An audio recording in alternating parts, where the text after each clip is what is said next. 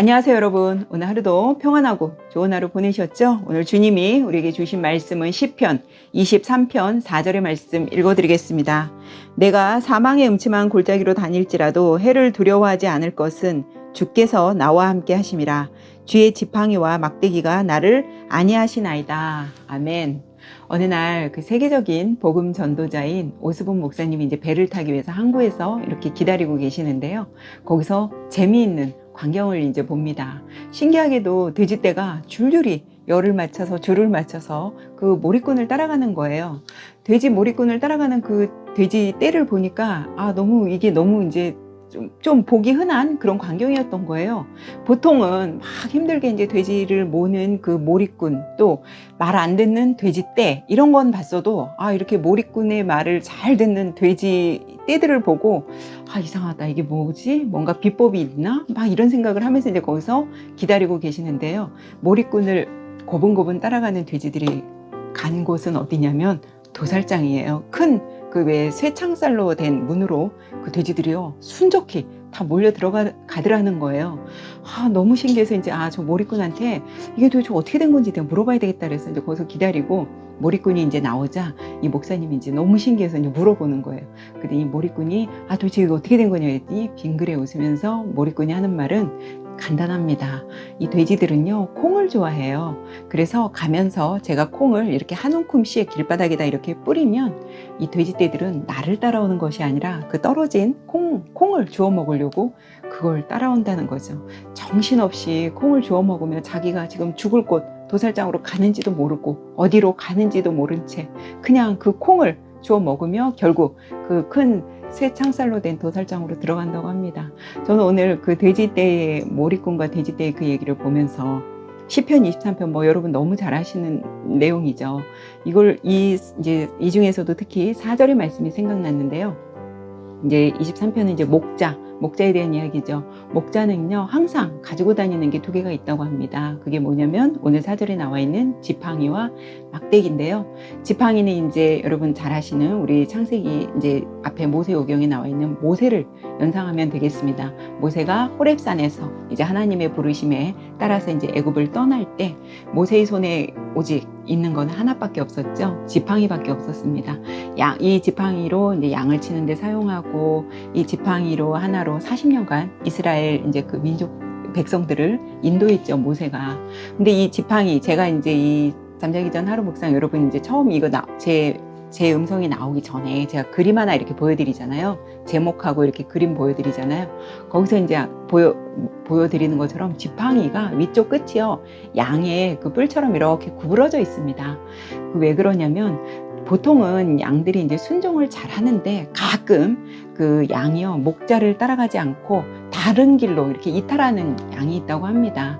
근데 너무 신기한 게 한 마리의 양이 다른 길로 이렇게 이탈을 해버리면 다른 잘 가고 있던 양들도 그 양을 따라서 이탈을 하게 된다는 거죠.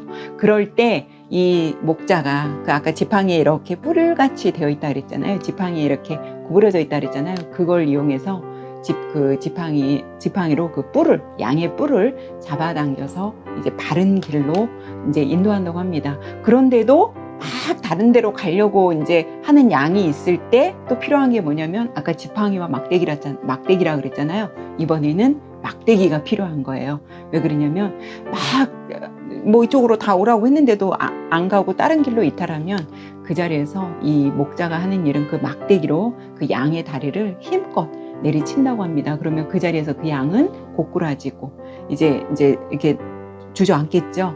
그러면 그 목자는 이제 부러진 다리를 헝겊으로 이렇게 감아서, 여러분 그런 모습 보셨죠? 이렇게 양을 이렇게 어깨에다가 메고 가는 그런 목자 보셨죠? 그것처럼.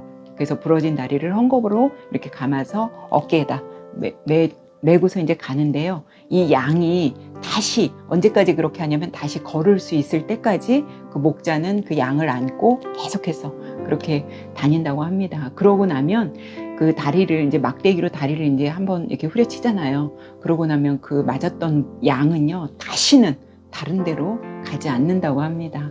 그러니까 이제 목자도 그 양의 다리를 치는 게 마음이 좋은 건 아니잖아요. 마음이 아프지만 양의 다리를 부러뜨려서라도 바른 데로 가지 못하게 하는 그 참 목자의 그게 마음이라고 합니다. 하나님도 그렇잖아요. 우리들이 바른 길로 가지 않고 우리가 자꾸 죄 짓는 그런 곳으로 가면 어떠한 채찍질을 우리한테 가하시잖아요. 그거하고 마찬가지입니다. 근데 이 목자가 막대기와 이제 지팡이를 갖고 다니는데 또 목자가 하나 또 갖고 다녀야 되는 게 또 있습니다. 제가 그림에서 앞서 이제 여러분들한테 미리 아마 보여드렸을 텐데 이 양들을 맹수로부터 보호하기 위해서는 물맷돌, 그것이 또 필수라고 합니다. 그래서 물맷돌 하면 여러분 생각나는 사람 있죠? 다윗이죠.